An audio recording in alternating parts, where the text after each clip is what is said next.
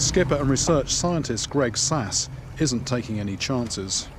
What's the idea behind the net? This gives one little bit of defense for the driver as trying to protect himself. Okay, and what happened there? Occasionally we get such large ones that come up into the net with such force that they'll actually blow a hole right through it.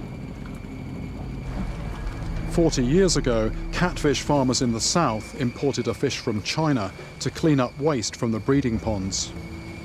Before long, some escaped into the wild and began spreading north through the Mississippi River system. Like snakeheads today, they weren't an obvious problem at first. Then, almost overnight, they became a plague. Just absolutely full of fish down here. Nice flat, calm surface, but there's loads of them down there. Quite a fish soup, in fact. It's not until Greg accelerates, though, that the show begins. These are silver carp, and at up to 40 pounds, they're a serious danger to anyone in an open boat. Quite literally, they've smashed people's ribs and knocked people overboard.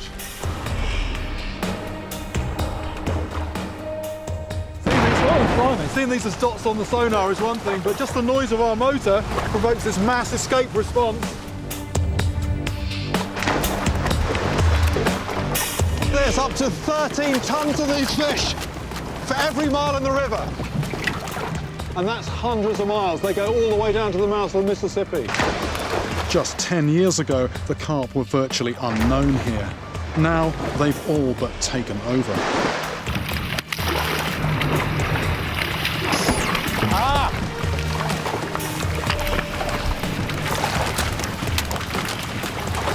Absolutely stiff with fish.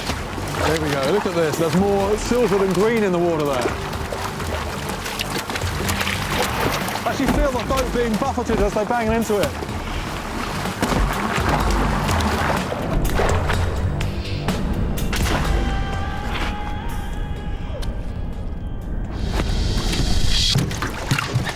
Whoops. So who needs a rod? These things just jump into the boat. The real key to the success of this fish is in here. So there's the red of the gill filaments, and then in front of that, that is basically a filter, and nothing really gets through that. That filters down to objects the size of 4 microns. That's, you know, a speck of dust. It's a bit like us feeding every time we breathe, basically. So that's why these things are putting on the weight. And by just removing everything from the water, they're leaving nothing for the native species like buffalo, which are also filter feeders, but they're just not as good at it as these chaps are. So those native species, they're gradually losing weight. And, you know, if they get too thin, they're not able to breed, and that's just why these things are taking over.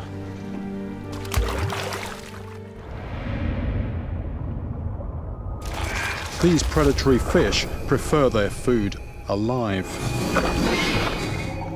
So now I've actually got my hands on one of these things, I can see why it's called a snakehead.